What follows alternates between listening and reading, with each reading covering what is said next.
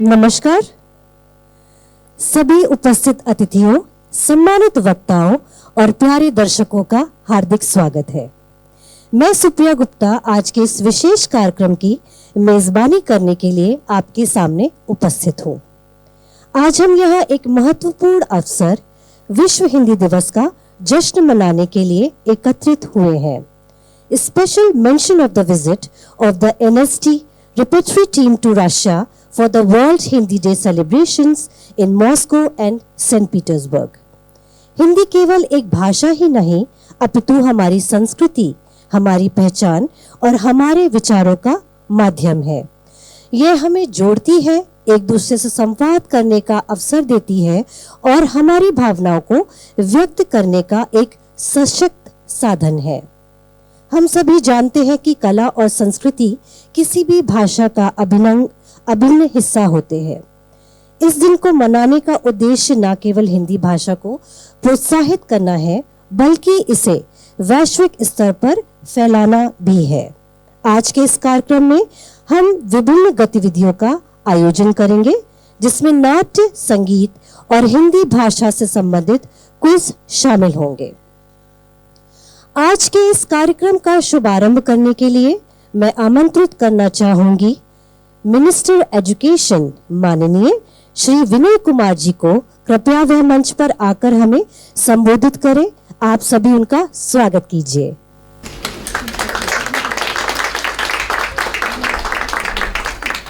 नमस्कार देवी और सज्जनों, भारतीय दूतावास की ओर से मैं आप सभी का हार्दिक स्वागत करता हूं। विश्व हिंदी दिवस समारोह के भाग के रूप में जवाहरलाल नेहरू सांस्कृतिक केंद्र ने अखिल रूसी हिंदी नाटक प्रतियोगिता की घोषणा की थी। हमें मॉस्को, सेंट पीटर्सबर्ग, समारा और चेबोक्सरी शहरों से 8 समूहों से आवेदन प्राप्त हुए हैं। आज विजेताओं को प्रमाण पत्र, नकद पुरस्कार और अपनी 15 मिनट की नाटक प्रस्तुति का अवसर दिया जाएगा। श्री चित्तरंजन त्रिपाठी निदेशक के नेतृत्व में राष्ट्रीय नाट्य विद्यालय के कलाकार 22 और 23 फरवरी को मॉस्को में रूसी नाट्य कला संस्थान और मॉस्को अंतर्राष्ट्रीय प्रदर्शन कला केंद्र में हिंदी नाटक बाबूजी और ताजमहल का टेंडर का प्रदर्शन करेंगे। मॉस्को में अपने प्रवास के दौरान राष्ट्रीय नाट्य विद्यालय के निदेशक समारोह के भाग के रूप में नाटक किस प्रकार भाषा शिक्षण को बढ़ावा देता है पर एक व्याख्यान भी प्रस्तुत करेंगे। मुझे आशा है कि आप सभी को कार्यक्रम पसंद आएंगे। आप सभी का धन्यवाद। जय हिंद। धन्यवाद सर। अब मैं आमंत्रित करना चाहूंगी राष्ट्रीय नाट्य विद्यालय रेपेट्री कंपनी, जो एक खास विश्व हिंदी दिवस समारोह में भाग लेने के लिए यहां आए हैं। उनकी 2 नाटकों की प्रस्तुति कल और परसों मॉस्को में की जाएगी और वे 25 तारीख को पीटर्सबर्ग में भी प्रस्तुति देंगे। श्री विनय कुमार जी से गुजारिश है कि रेपेट्री कंपनी को मंच पर बुलाकर उनका गुलदस्ता देकर आदर सत्कार कीजिए।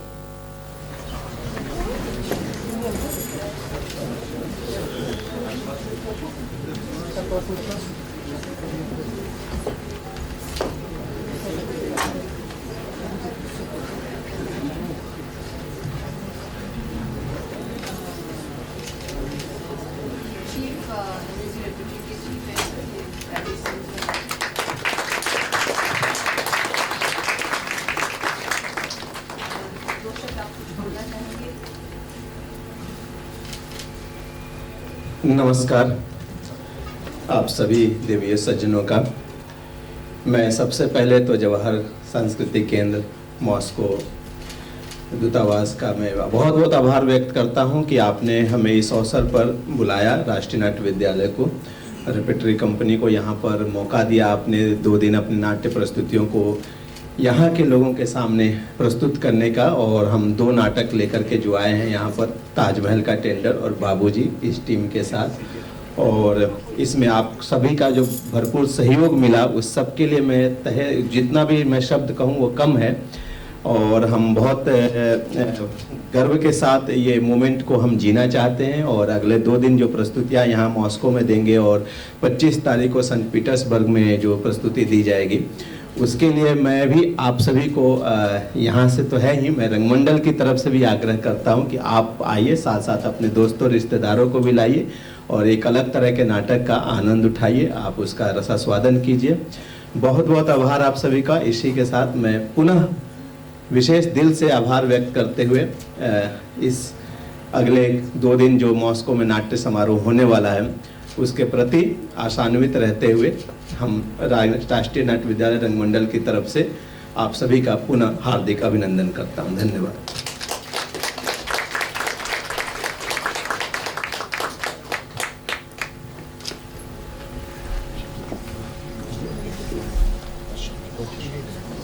अपरिहार्य कारण की वजह से राष्ट्रीय नाट्य विद्यालय के निर्देशक श्री चित्तरंजन त्रिपाठी जी आज के इस कार्यक्रम में शामिल नहीं हो पाए।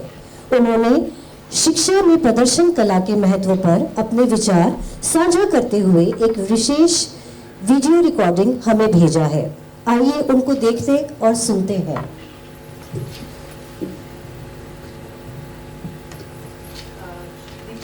Honorable dignitaries, esteemed guests and theatre enthusiasts, Namaskar. I am Chittaranjan Tripathi. I am the Director of National School of Drama, Ministry of Culture, Government of India, and also I am a theatre practitioner. It is indeed an honor to address this distinguished gathering of individuals who share a deep appreciation for theatre as an art form and an educational tool. The transformative power of theatre extends beyond entertainment. It is a vehicle of learning, self-expression, and cultural exchange. As we explore the significance of theatre in education, let us delve into its impact through the lens of Natya Shastra, the great treatise which was written for the first time in the world, in this part of the world, in my great land, the Bharatvarsha, along with modern pedagogical theories and cognitive learning perspectives. The importance of theatre in education through lens of Natya Shastra, pedagogy and cognitive learning can be discussed very briefly here. Theatre as a performing art plays a very, very crucial role, undoubtedly, in education, fostering creativity, communication and critical thinking. The Natya Shastra, the ancient Indian treatise on drama and performance composed by Bharat Muni, highlights the transformative power of theatre in shaping individuals and society. By integrating its principles into education, students can develop a holistic understanding of artistic expression, emotions, which is popularly called bhavas, and aesthetic experience, which is popularly called rasas in Bharat Muni's Natya Shastra.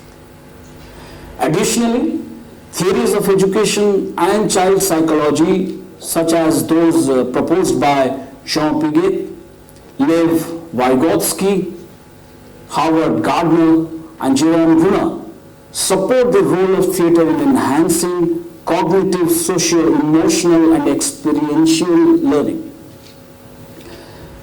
Let's discuss theatre as a tool for education, from the perspective of educationists and pedagogical theories. So educationists widely recognize theatre as an effective pedagogical tool, enriching traditional learning methods with experiential and interactive elements.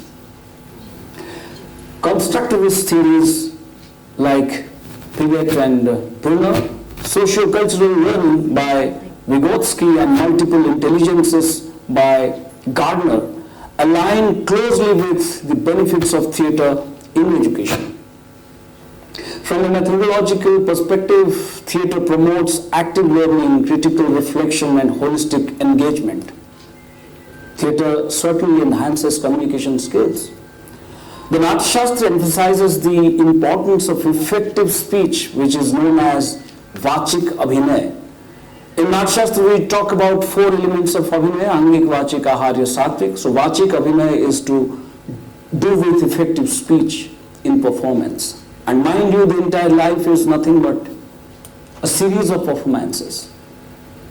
Yatho hasta tatho drishti, yatho drishti tatho manah, yatho manah tatho bhava, yatho bhava tatho rasa. Where the hand moves, the eyes follow. Where the eyes go, the mind follows. Where the mind is, there arises the expression. Where there is expression, there arises aesthetic experiences. Vygotsky's theory of social interaction emphasizes that communication and language development occur through active participation. Jerome Bruner's narrative construction theory suggests that storytelling, a core component of theatre, helps in structuring thought and verbal expression. Theatre encourages creativity and imagination as well. The very famous Natyashastra describes theatre as Pancham Ved. We are grateful to our forefathers, to their wisdom, that they could equate Natyashastra with the Vedas. 4 Vedas. After 4 Vedas, they regarded it as the 5th Veda or the Pancham Ved, blending art and knowledge to educate and entertain. Piaget's constructive theory posits that children learn best through hands-on experiences, which theatre provides through role-playing and improvisation. And mind you, the entire world is nothing but about role-playing. Theatre allows students to develop creative problem-solving skills, reinforcing Gardner's theory of multiple intelligences. Theatre boosts emotional intelligence and cognitive development as well. The great Natyashastra introduces bhavas, which we call emotions in English, and rasas, which we call aesthetic experiences in English, helping students navigate emotional and experiential landscapes. Rasasya jananam tattva bhavanam. Rasa is evoked through emotions. Gardner's interpersonal and intrapersonal intelligence highlight the role of theatre in fostering empathy, self-awareness and reflection. Vygotsky's zone of proximal development suggests that guided drama activities help children engage in emotional learning. Theatre develops teamwork and collaboration. Theatre, as per Natyashastra, is a collective endeavor requiring harmony between actors, musicians, technicians belonging to different aspects of theatre and audiences. So according to Natyashastra, a single word rightly spoken can bring wisdom to the knowledgeable. Vygotsky's social constructivism emphasizes cooperative learning where interaction leads to shared understanding. Theatre-based education fosters teamwork, leadership, social learning, human management, human resource management, which are critical in contemporary pedagogical approaches. Theatre, ladies and gentlemen, builds confidence and self-esteem as well. The Natyashastra views theatre as a tool for empowerment and self-expression. Loka samagra, natyam bhinna, raseshu bhinnam. Theatre is diverse in its emotions and appeals to all. And in fact, the entire world is full of diverse emotions and interpretations. Bruner's scaffolding theory supports the idea that structured theatre activities help students gradually gain confidence. Gardner's interpersonal intelligence theory suggests that theatre nurtures self-reflection and self-awareness. Theatre incorporates logical structuring of narratives as outlined in Natya Shastra's Katha Vinyasa, story composition. According to Natya Shastra, theatre is the fusion of music, dance, literature, which collaboratively leads to an immersive experience. Previous theory of cognitive development suggests that problem solving and abstract thinking are reinforced through dramatic plays. Bruner's discovery learning emphasizes that theatre fosters analytical thinking and cognitive flexibility by allowing students to explore different perspectives. Dear all, respected all, we also know it for a fact that theatre promotes cultural awareness and global understanding. The Natya Shastra preserves historical, mythological and societal values through dramatic performances. Theatre is for the welfare of the world. Lokasya hitam natyam. Such a great philosophy which is enshrined in Natya Shastra, that theatre is for the welfare of the entire world. Gardner's linguistic and cultural intelligence theories highlight theatre's role in fostering cross-cultural understanding as well. Theatre as a methodological approach in education broadens students' worldviews, making them more inclusive and empathetic. Theatre enhances academic performance through active learning as well. Studies show that students engaged in performing arts perform better in literature, history, and even STEM subjects. The Natya Shastra integrates logic, poetry, rhythm, and gestures, improving cognitive retention and focus. Piaget's learning stages emphasize the importance of experiential learning, which theatre naturally supports. Bruner's concept of spiral curriculum suggests that revisiting themes through drama reinforces knowledge retention and comprehension.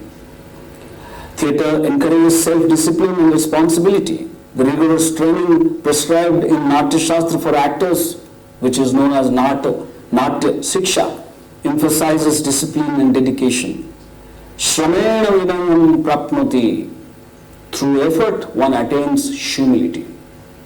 Vygotsky's guided participation suggests that structured theatre rehearsals teach responsibility and perseverance. Theatre fosters time management, accountability, professional ethics among students. It provides a safe space for expression and emotional well-being. Theatre aligns with Natya Shastra's goal to educate and heal. That's why it is, it is mentioned in Natya Shastra that theatre is relevant for Shiksha and Chikitsa. It is to educate and heal. Theatre helps in experiencing and understanding emotions as well.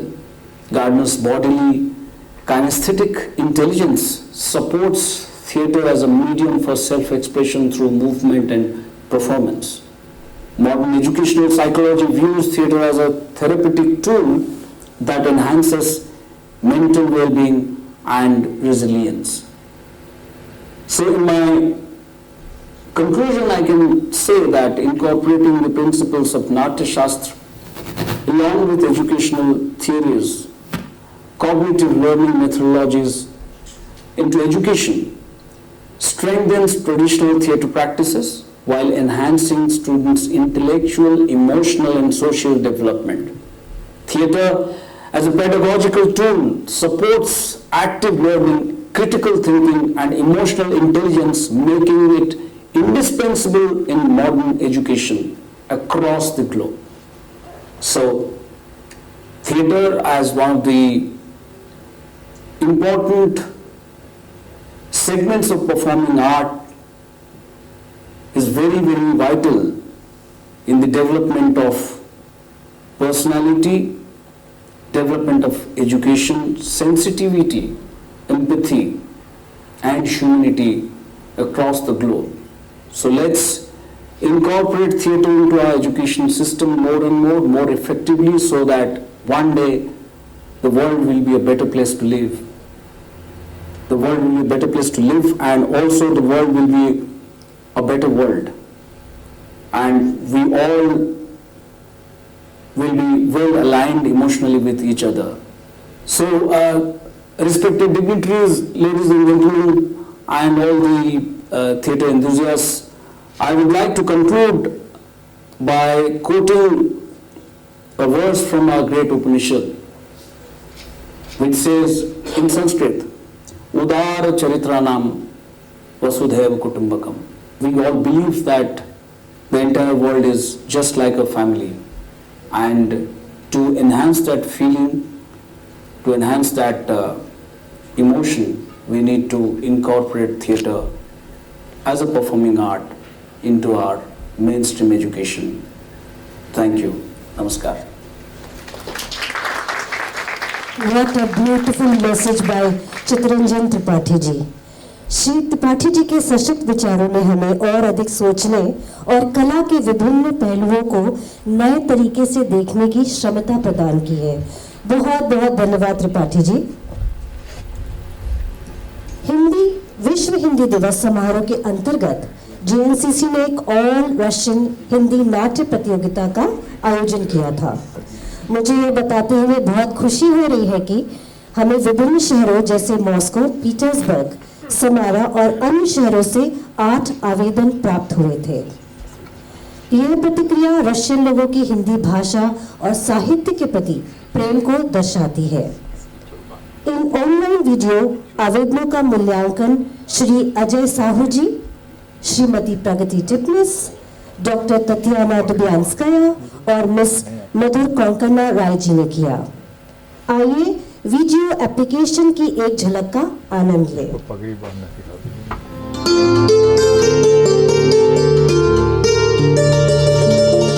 पंडिताई ने निश्चय किया कि पंडित जी के मान से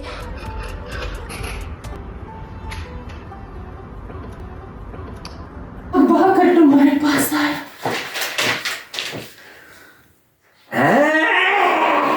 कहाँ है वो? कहाँ है वो? हुजूर, मैं अगर इजाजत हो तो मैं दिखाऊं।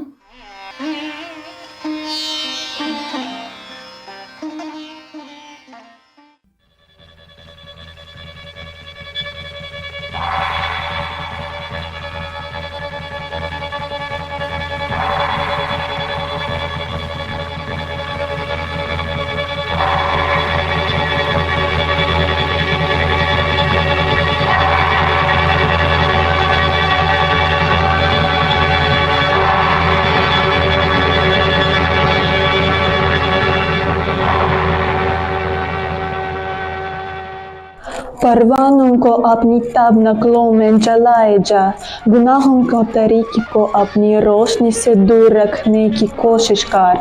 तू आग है, कोई तेरे नजदीक न आएगा, तो तू रोशन है, कोई तेरे गुनाह न दिखेगा। मुझे तुमसे कितनी मोहब्बत है। भला उसकी इजहार की भी जरूरत है। मेरा कोई भाई नहीं, बहन नहीं। वाचन पूरा करने का ग्राह कीजिए। 14 वर्ष का वनवास मिलेंगे। रजाओं खर्चा, अपने वचन का पालन कीजिए, अपने परिवार का शुभ नाम बचाइए। कभी ना हो। दया कीजिए रानी, दया कीजिए। तुम मेरे पुत्र होकर भी मेरे स्थान राजमहल का कारागार। यदि लोगों की योग्यता होती, वक्त लिखतीरो पारा और उसने काजी के पास जाकर फरियाद की।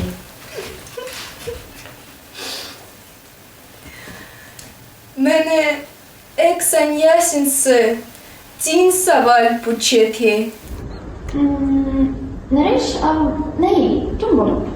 तुम्हारे माता पिता कैसे हैं? मैं ठीक है। अच्छा, क्या तुम्हें पता है राजा और रानी एक दूसरे को चिंतित नजरों से देखते हैं, लेकिन सहमत हो जाते हैं। रानी औषधि पीती है। मेरे अनुष्ठानों के लिए फूल इकट्ठा करो, लेकिन उत्तर की ओर कभी मत जाना। कुछ दिन बीतते हैं। आर्यन शिकार करता है, काया और गरुड़ के साथ खेलता है और अनावश्यन करता है। एक दिन वह उसका पीछा करता है और एक भव्य महल तक पहुंचता है, जहां रक्षा। बहुत सुंदर प्रस्तुति। मैं खुद आश्चर्यचकित हूँ कि लोगों ने इतना सुंदर प्रस्तुति कैसे दी। मॉस्को स्थित ऑल रशियन हिंदी नाट्य प्रतियोगिता के विजेताओं को आमंत्रित करना चाहूंगी। आप मंच पर आकर पुरस्कार ग्रहण करें। प्रथम पुरस्कार बता दूं? जी, पहले हम स्टेज पे मंच पे जाके तैयार हो रहे हैं। प्रथम पुरस्कार दिया जाता है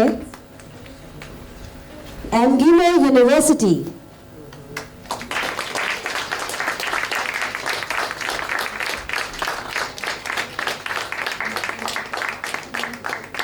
प्लीज मंच पर आइए।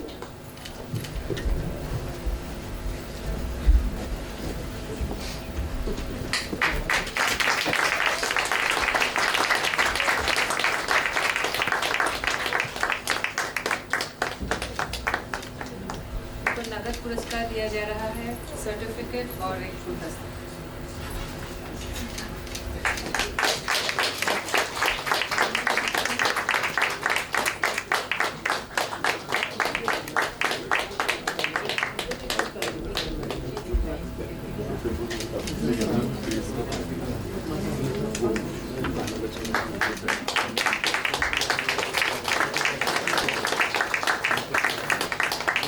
आप बाकी चीजें खुद ही दे सकते हैं। उन्हें नगद पुरस्कार भी दिया गया है, सर्टिफिकेट, गुलदस्ता और खूबसूरत स्टोल से नवाजा गया है। तो द्वितीय पुरस्कार जाता है, एनी गेसेस? MSLU university. आप लोग मंच पर आइए।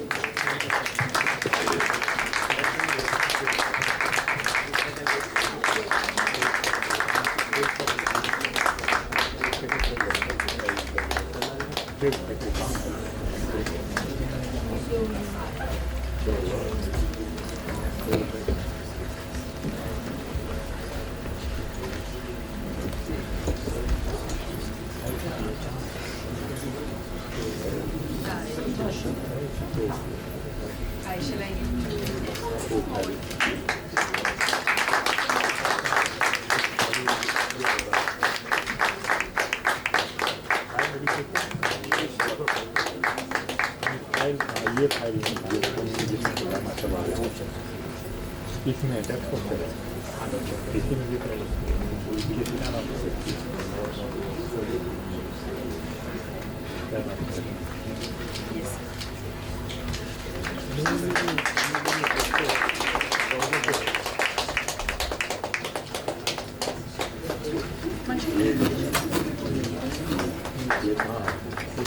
थोड़ी और जोरदार तालियां होना चाहिए।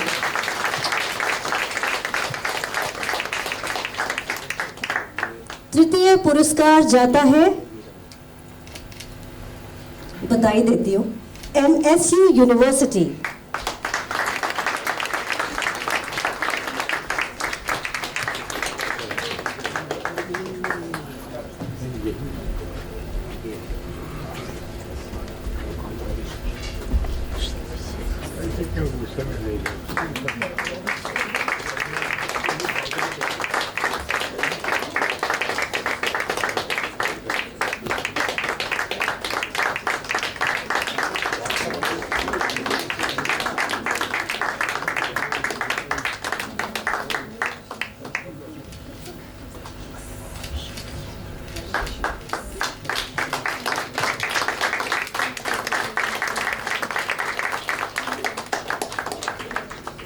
पिक्चर अभी बाकी है। प्रतियोगिता में भाग लेने के लिए और साथ में हिंदी भाषा और साहित्य को अपनाने के लिए आप लोगों को सम्मानित किया जा रहा है। RSUH यूनिवर्सिटी और सितारा ग्रुप। RS यूनिवर्सिटी और Sitara group, please welcome on the stage.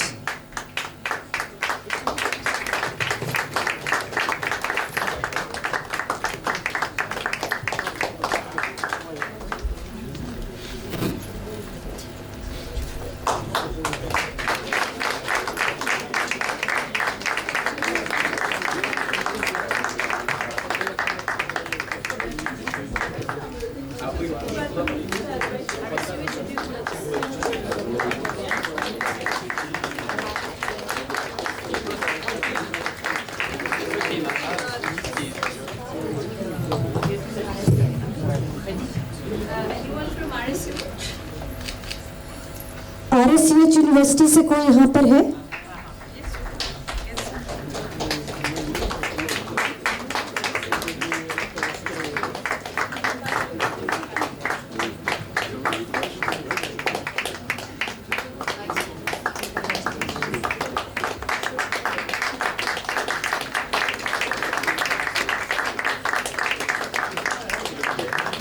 धन्यवाद आपकी जोरदार तालियों के लिए।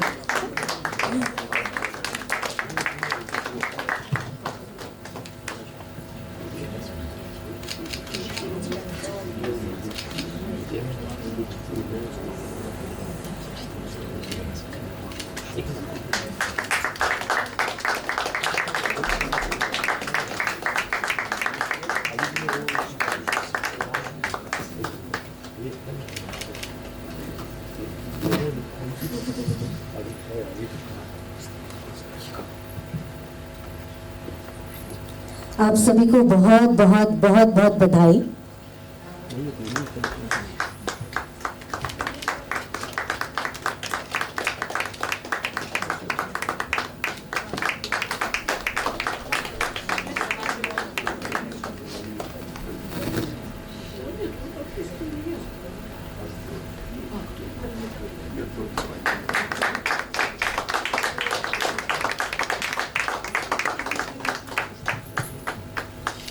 On behalf of, I'm speaking in English, I hope people will pardon me even though we are celebrating Hindi Divas. मैं 2 शब्द अंग्रेजी में बोलना चाहूँगी। आप सभी का बहुत बहुत धन्यवाद। Thank you very much for participating in this competition. We appreciate, we acknowledge your interest and your passion for Hindi language and literature. Thank you so much.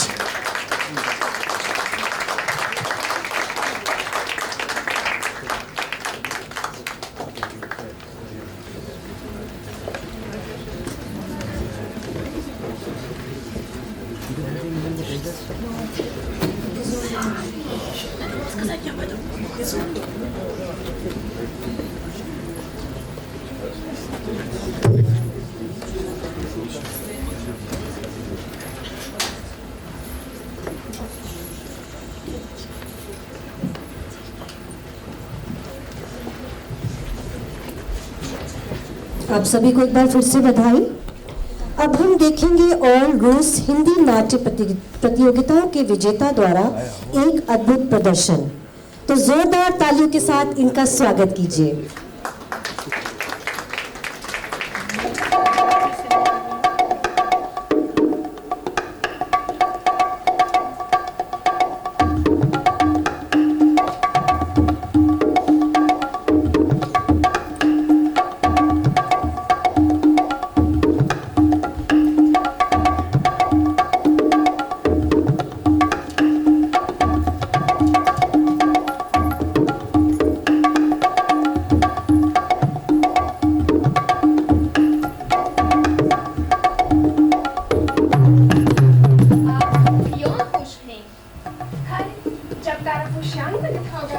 राजा दशरथ राम को सिंहासन पर बैठाएंगे, उससे राज्य विरासत में मिलेगा और मेरे लिए राम की सफलता मेरे पुत्र भारत की सफलता जैसी है। और क्या उठाइए, आपको धोखा दिया गया है कि आप नहीं देख रहे।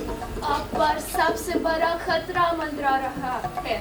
जैसे गर्मी के मौसम में नदी सूख जाती है, आपकी किस्मत आपसे दूर हो जाती है। क्या हुआ मनहार? मैं तुझे इतनी दुखी, इतनी बड़ी उदासी में क्यों देख रही हूँ?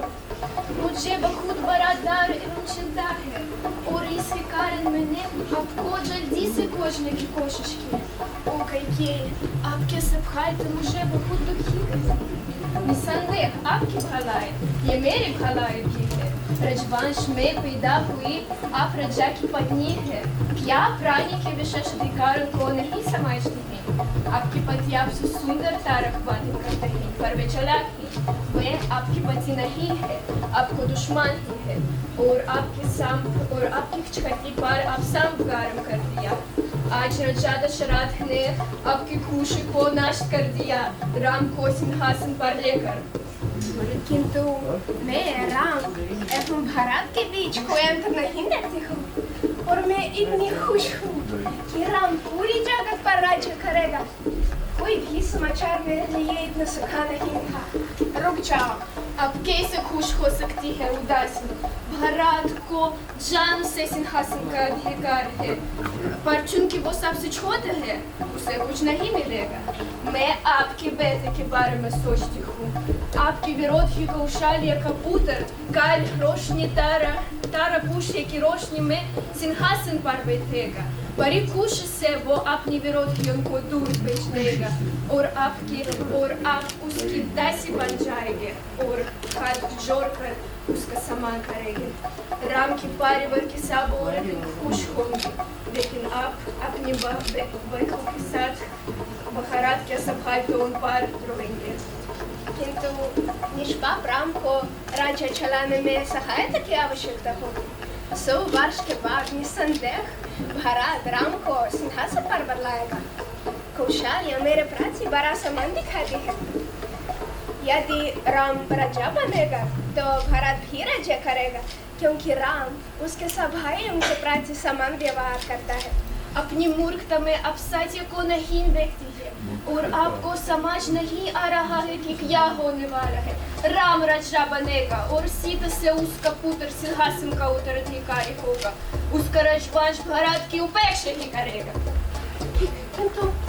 किंतु नहीं, ऐसा नहीं होगा। ये नहीं हो सकता। या आपके लिए राज्य पर शासन करना बुरी बात है। राजा सदा अपने बड़े बेटों को सिंहासन देते हैं और छोटे पूरी तरह विशेष अधिकारों से वंचित होते हैं। निसंदेह राम राजा बनेगा और भरत को दूर भेज देगा या मृत्यु दान देगा।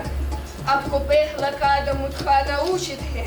आपको राम पर विवश करना है ताकि वो महल छोड़कर वन में चल जाए। आपका परिवार खुश होगा जब भरत वैध रूप से सिंहासन पर बैठेगा। अपने बेटे को बचाने के लिए आपको सब कुछ करना चाहिए। कर्तव्य का पालन कीजिए। लेकिन नहीं, मैं इस घातिक होने नहीं दे सकती। मेरा प्रिय और बहुमूल्य पुत्र भरत, मुझे क्या करना चाहिए ताकि भरत को अयोध्या के सिंहासन पर बिठाऊं? याद कीजिए दिव्या रानी, एक बार अपने बहुश पति राजा दशरथ को युद्ध भूमि से बाहर निकाल गए और उसका जीवन बचाए। तब उन्होंने आपकी 2 इच्छाएं पूरी करने का वचन दिया। अब वो ही समय आ गया है। आप राजा दशरथ से 2 इच्छाएं पूरी करने की मांग कीजिए। भरत को राजा बनाने और राम को वनवास देने की। इस समय के दौरान लोग भरत से प्यार करने लगेंगे और उसका शक्ति और उसका शासन मजबूत बन जाएगी। राजा को विश्वास दिलाने के लिए अपने सारे दुख और सौंदर्य का उपयोग कीजिए। आप सदा राजा की प्रीत है। आपको खुश करने के लिए महान राजा सब कुछ करेंगे। आपकी शक्ति के अपने सौंदर्य की शक्ति मांग कीजिए। महाराजा से उसका वचन पूरा करने का आग्रह कीजिए। हाँ, जैसे तुम कहोगा वैसे ही होगा। राजा से कहो कि मैं यहाँ हूँ और मैं मेरी जान देने के लिए तैयार हूँ जब तक राम को सिंहासन नहीं मिलेगा और भरत राज्य न करेगा। नहीं, मुझे सोने अब भूषणों या दावतों की आवश्यकता नहीं है। यदि राम को राजगद्दी मिलेगी तो मैं मर जाऊंगी।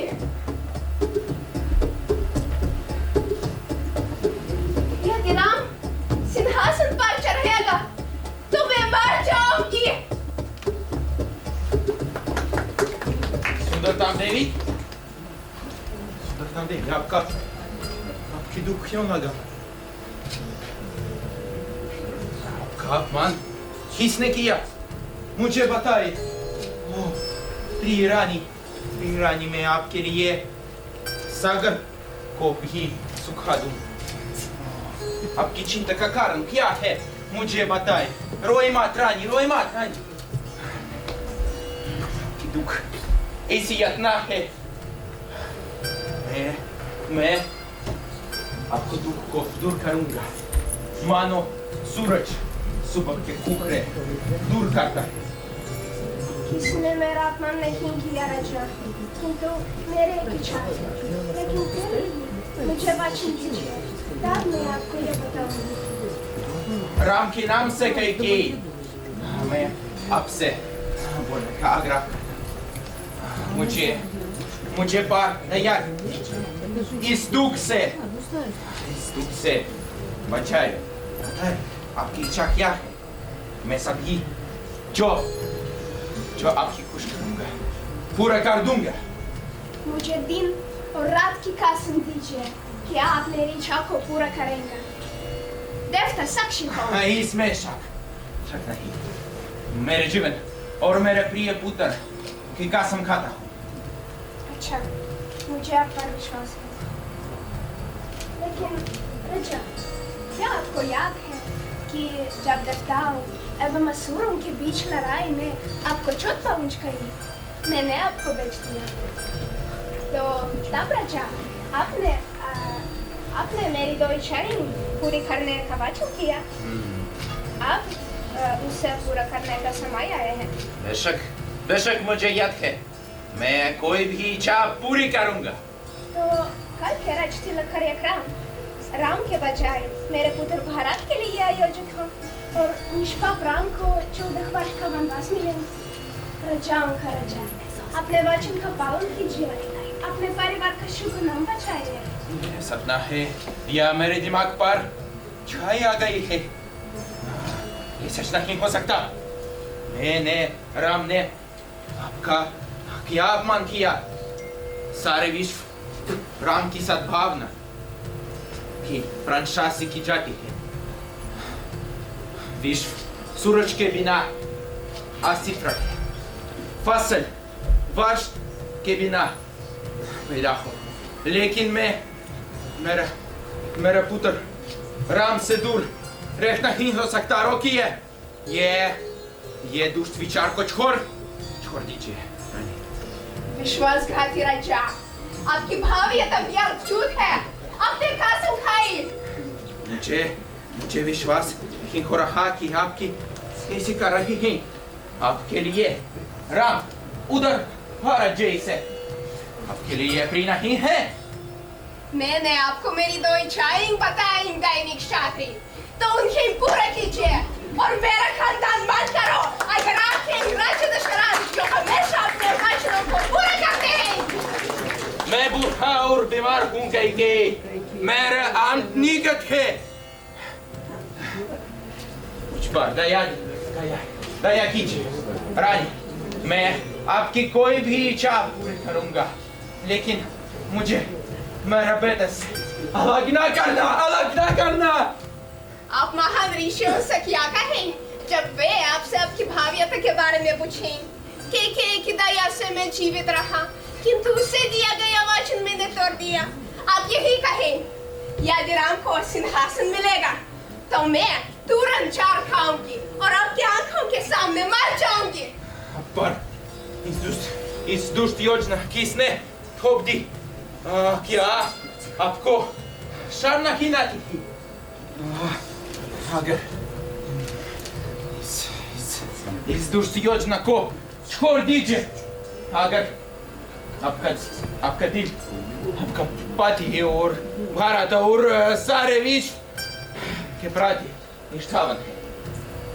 मैं सोचता था कि आप दयालु हैं, लेकिन आज आप में अंधेरा देखता हूं। मैं सुंदरता रंग की शराब जैसी है, जो मैं जहर मिला हुआ है। आपने मुझे मार डाला, मानो मैं हिरन है।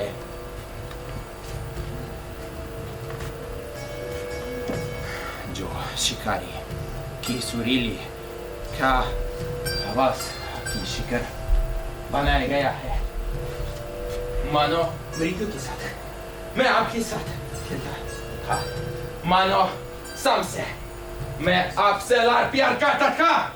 आप दिन मरता था कि आप अपने वचन का भाग थे, तो आप अब मेरी इच्छाओं की पूर्ति से क्यों करते हैं? दुख है, कितना दुख है। राम को मिलने के लिए मैं बहुत बड़ी कीमत चुकाई, और आज कैसे मैं उससे दूर कर सकता हूँ? मेरा पुत्र देखकर मैं बहुत इतनी खुशी करूँगा। मैं आज जी नहीं सकता मेरे पुत्र के बिना।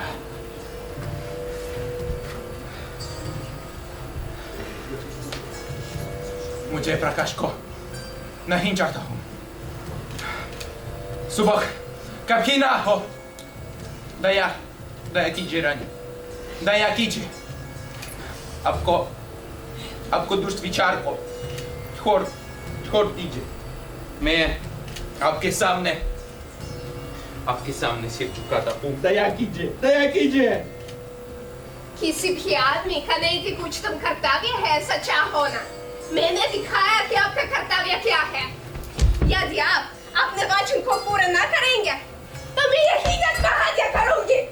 राम को यहाँ बुलाओ और उसे वन में निर्वासित करो। संभवतः वो आपसे ज्यादा ईमानदार हो। राम मेरे प्रिय पुत्र राम, मुझे उसे देखना है। राम, यहाँ मेरा पुत्र ले जाओ तुरंत। राम! श्री महोदय, आपका पुत्र राम सिंहासन का उत्तराधिकारी आपका दान सम्मान से मिले।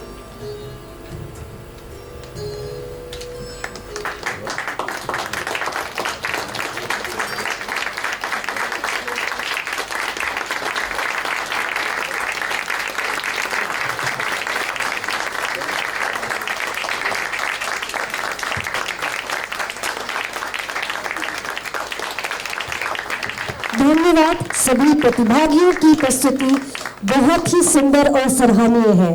मैं मिस कोंकणा सिंह जी से गुजारिश करूंगी कि इनके नाम आप एक बार बोले और इनके लिए फिर से तालियां बजें। इनकी प्रस्तुति बहुत ही सुंदर थी। आप सभी को इनकी प्रस्तुति अच्छी लगी?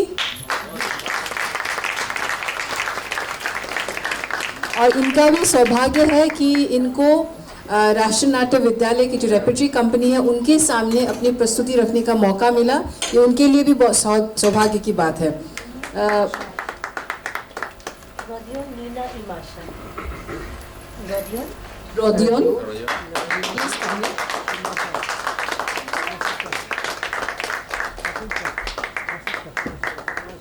रोडियन और आपका नाम? नीना और माशा। रोडियन, नीना, माशा के लिए जोरदार तालियां। ये नाटक आपने कितने दिनों में तैयार की? कितने दिन लगे आपको? 3 हफ्ते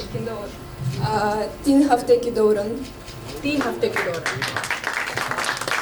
और आपने खुद से किया कि आप लोगों को किसी ने सिखाया ये नाटक?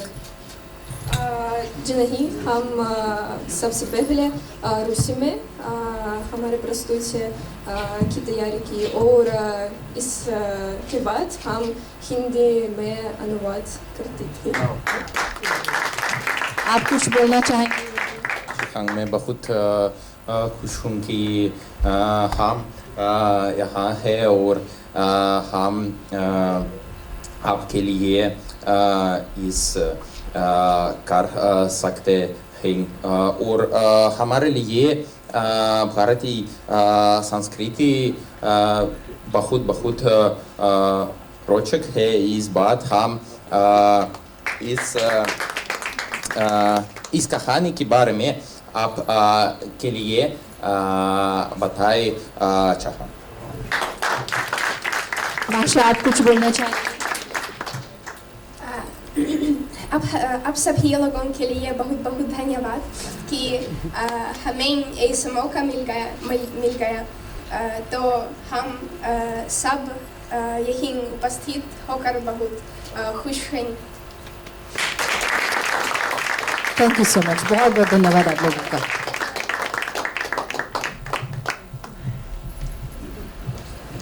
इस लाजवाब प्रस्तुति के बाद अब हम एक तत्कालिक क्विज का आयोजन करेंगे जिसे संचालित करेंगे प्रोफेसर माक्सिम देमचेंको। माक्सिम देमचेंको जी, आपका स्वागत है।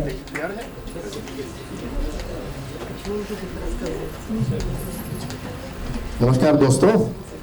तो एक साल के बाद हम वापस आ गए हमारे क्विज के साथ। तो आपका फेवरेट, ये मेरी आशा है, और अच्छी तरह सुनिए और पता नहीं राम जाने कौन प्रथम आएगा, कौन विनर होगा, फिर भी सभी लोगों को जानकारी एकदम आएगी। अच्छा, तो शुरू करेंगे। आपको सभी को पता है कि अभी भारत में एक बड़ा त्योहार हो रहा है, महाकुंभ मेला, और ये पिछले 12 साल का सबसे बड़ा त्योहार है। और अभी बहुत लोग प्रयागराज जाते हैं स्नान करने के लिए संगम में। और संगम का अर्थ क्या है? संगम में यमुना और क्या गंगा एक ही साथ आती है और मिलती है। लेकिन हमारा विश्वास ये है सनातन धर्म में कि तीसरी नदी उधर भी है। ये बस हमारा विश्वास है, विश्वास रखते हैं। तो मुझे जानना चाहिए आप लोगों से, तीसरी नदी का नाम क्या है? ये नर्मदा, सरयू, सरस्वती या ब्रह्मपुत्र नदी? तो किसको पता है? सरस्वती। आपका नाम क्या है? मरिया। ठीक है, सरस्वती है, सही बात है। लेकिन आधुनिक स्कॉलर्स ये हमारा विश्वास ये नहीं रखते हैं इस नदी में। तो लेकिन सनातन धर्म में इतिहास के स्तर पर, पुराणों के स्तर पर ये नदी का अस्तित्व ये उल्लेखित भी है। तो हम विश्वास रखते हैं इस नदी में। जी, अनुरोध है कि जो उत्तर देके जिनको प्राइज मिल जाता है, अच्छा, दूसरी बार अब ट्राई ना करें, किसी और को भी मौका दें। अच्छा, ठीक है, ठीक है। तो आपने सुने या नहीं क्या होना चाहिए? मतलब अगर आपको एक प्राइज मिल गया तो और जवाब मत देना, ठीक है? सॉरी, क्षमा कीजिए। तो हमारा दूसरा सवाल ये है, आप सभी जानते हैं कि भारत के झंडे जो तिरंगा है, 3 अलग अलग रंगों की 3 रेखाएं हैं और बीच में एक चक्र है। लेकिन तिरंगे के मूल प्रोजेक्ट में, पहले प्रोजेक्ट में ये चक्र की जगह कोई और वस्तु थी, कोई और ऑब्जेक्ट था। तो प्रश्न ये है, ये क्या था? ये ओमकार, चरखा, तलवार या गांधी जी का चित्र? कौन बोल रहा है? चरखा। मैं नताशा हूँ। अच्छा, आपका नाम क्या है? नताली। ये सही बात है, जवाब सही है। अच्छा, और आगे चले। धर्म क्षेत्रे कुरुक्षेत्रे समावेता युत्सवः मामगः पांडवश्चैव किम कुर्वात संजय? जो कौन बोलते हैं? धृतराष्ट्र जी बोलते हैं, पूछते हैं संजय जी से। तो महाभारत के बारे में ये प्रश्न होगा। महाभारत महाकाव्य में 2 शाही कुलों, मतलब क्षत्रिय कुलों, पांडव और कौरवों के बीच में युद्ध के बारे में बता रहे हैं महाभारत। तो अच्छे वीर पांडव है और वे 5 भाई हैं। आपको पता है। तो ये मुझे आशा कि आप सभी उनके नाम जानते होंगे, लेकिन चेक करेंगे, जांच करेंगे। इन 4 लोगों में से कौन पांडव भाइयों से में एक नहीं है? नकुल, सहदेव, अभिमन्यु और भीम। और बात यह है कि सब ये लोग पांडव के परिवार में है, फिर भी सिर्फ 3 लोग पांडव भाई हैं और एक और वो भाइयों के बीच में नहीं है। वो कौन है?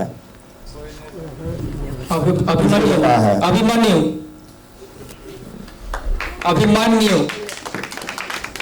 कौन बोल रहा है? मैं नहीं देख रहा हूँ। अच्छा, आपका नाम क्या है? अमित। अच्छा, और आपको पता है अभिमन्यु किनका पुत्र है? हाँ, अभिमन्यु अर्जुन का पुत्र थे।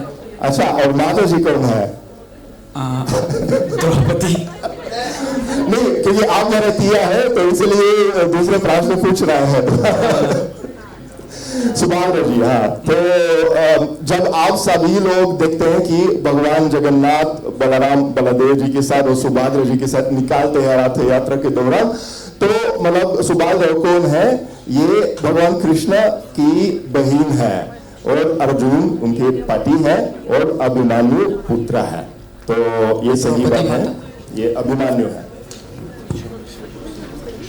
तो हम आगे जा रहे हैं।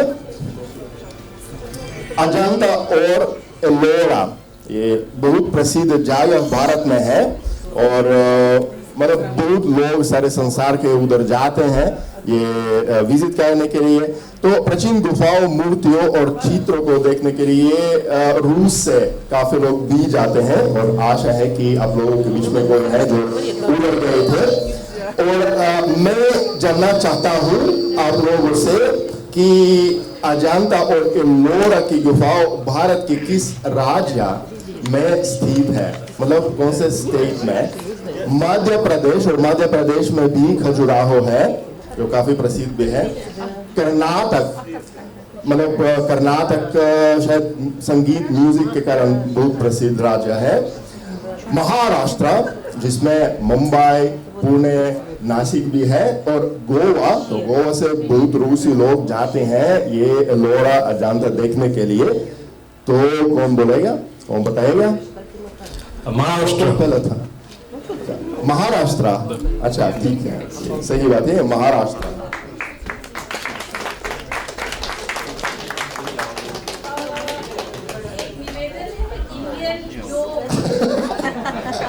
माइक्रोफोन इंडियन लोगों से निवेदन है कि आप हमारे जो रूसी दोस्त हैं उनके लिए अवसर है। अच्छा, हमें रूसी दोस्तों के लिए ज्यादा मुश्किल होगा, तो इसलिए भारतीय लोग कुछ मत बताना।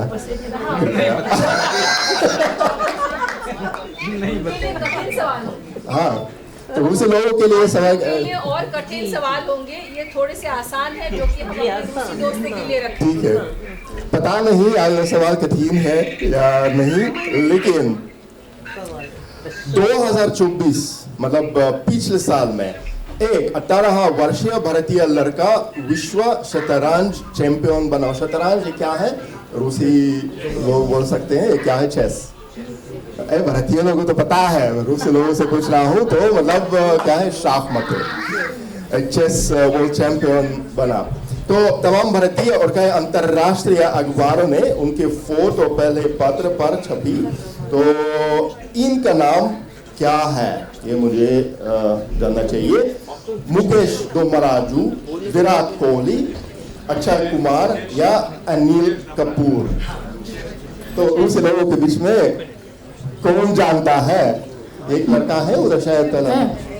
मुझे लगता है कि ये वेरिएंट ए, गुकेश डोमराजू। गुकेश डोमराजू या गुकेश डी उसको बोलते हैं। ठीक है, आगे चले। प्रश्न 6, सवाल 6। प्रसिद्ध भारतीय मतलब सभी लोग जो इधर रूस में हिंदी सीखते हैं शायद जवाब जानते हैं, क्योंकि हम कभी कभी भी ये कहानियों को पढ़ते हैं और कार्टून्स भी देखते हैं, लेकिन पता नहीं तो जांच करते हैं। प्रसिद्ध भारतीय वैज्ञानिक और भारत के पूर्व राष्ट्रपति डॉक्टर अब्दुल कलाम अक्सर अपने बचपन के बारे में बात करते थे और बच्चों के लिए उनकी हिंदी कहानी की एक लोकप्रिय टॉपिक है, एक लोकप्रिय कहानी भी है जिसमें वे अपने पैतृक शहर का वर्णन करते हैं। मतलब ये उनका जन्म स्थान है। तो ये महासागर के तट पर स्थित है और अपनी वास्तुकला के लिए प्रसिद्ध है। शहर का नाम क्या है? मुंबई, चेन्नई, रामेश्वरम। रामेश्वरम है। नाम क्या है तुम्हारा? ईगोर। ठीक है।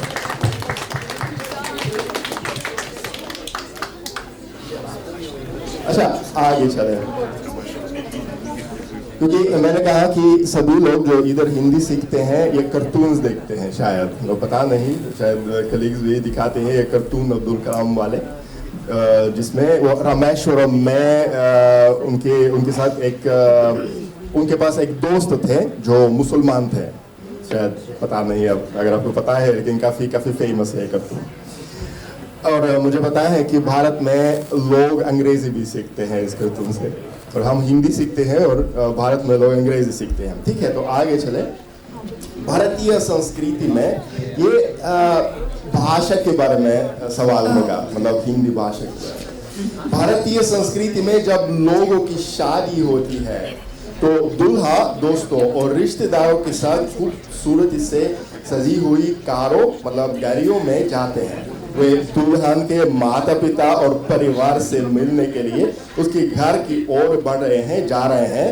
इस कैसे कहा जाता है?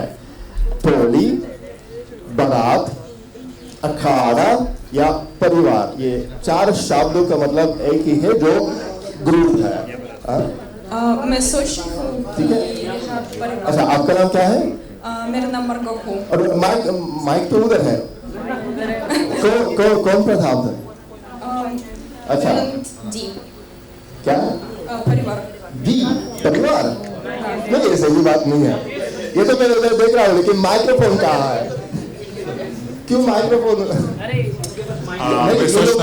ये लोग देख रहे हैं तो कौन पहले? मैं सोचना बारात है। क्या? बारात, बी बारात। अच्छा, बारात। कभी कभी हम बोलते हैं बारात, और मैंने चेक किया अलग अलग डिक्शनरीज में, तो कभी कभी बारात होता है, कभी कभी बारात होता है, लेकिन संस्कृत के अनुसार तो बारात है। ये मतलब अंतिम विचार है बारात। जैसे रामचरितमानस में आप पढ़ सकते हैं कि शिव जी का बारात कितना सुंदर था जब वो हिमालय को जा रहे थे उमा के लिए। अच्छा, आगे चले। 2 अक्टूबर 2014 को प्रधानमंत्री नरेंद्र मोदी ने एक मूवमेंट, एक आंदोलन शुरू किया जिसका गोल भारतीय शहरों, गांवों और प्रकृति को साफ करना। इस अभियान का ऑफिशियल इनॉग्रेशन दिल्ली के राजघाट पर किया गया था और ये आज भी पूरे भारत में सफलतापूर्वक चल रहा है। और इस आंदोलन का ऑफिशियल नाम क्या है? स्वदेशी, साफ भारत, स्वच्छ भारत या हरित भारत, मतलब ग्रीन इंडिया बोल सकते हैं।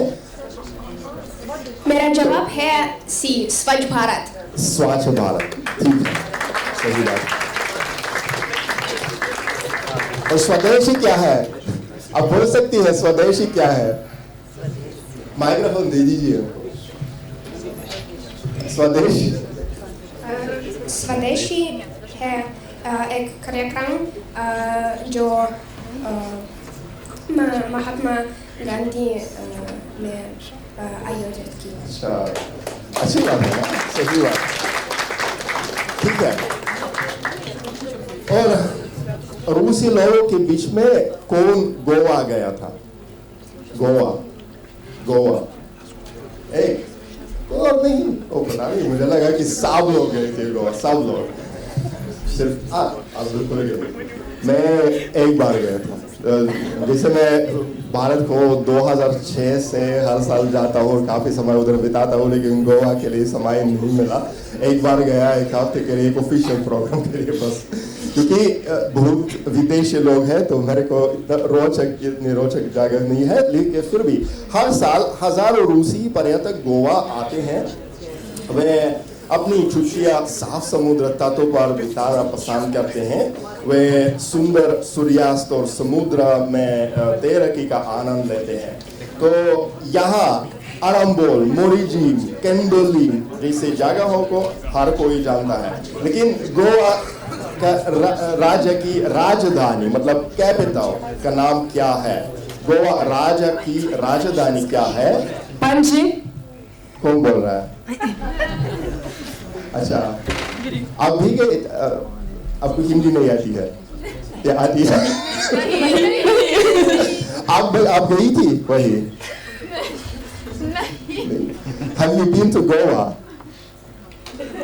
इंग्लिश भी नहीं आती है, ठीक है, लेकिन जवाब तो जवाब सही है, क्या करें? अच्छा, और अंतिम प्रश्न ये है, जनगण मन अधिनायक जय हो, भारत भाग्य विधाता, ये क्या है? रूसी दोस्तों बोल सकते हैं क्या है? बताइए। ये प्रश्न नहीं है लेकिन फिर भी बताए क्या है? यह रविंद्रनाथ ठाकुर है। अच्छा, जवाब दे रहा है, अरे यार। अच्छा, जल्दी दे। तो मतलब और ऑप्शंस तो भी थे, विनोबा भावे, रविंद्रनाथ ठाकुर जो टैगोर है बंगाली में, और जवाहरलाल नेहरू और बाल गंगाधर तिलक। बस कोई सवाल नहीं है और सभी को शुभकामनाएं और थैंक्स फॉर पार्टिसिपेटिंग। धन्यवाद आपका। जय हिंदी, जय भारत।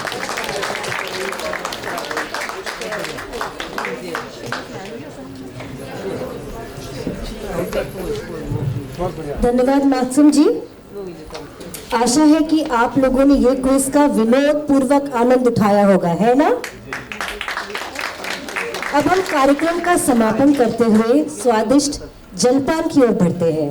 कृपया आप लोग जायकेदार जलपान का आनंद लें और आपस में बातचीत करें। आप सभी का बहुत बहुत धन्यवाद, आपने हमारे साथ समय बिताया। शुभ रात्रि।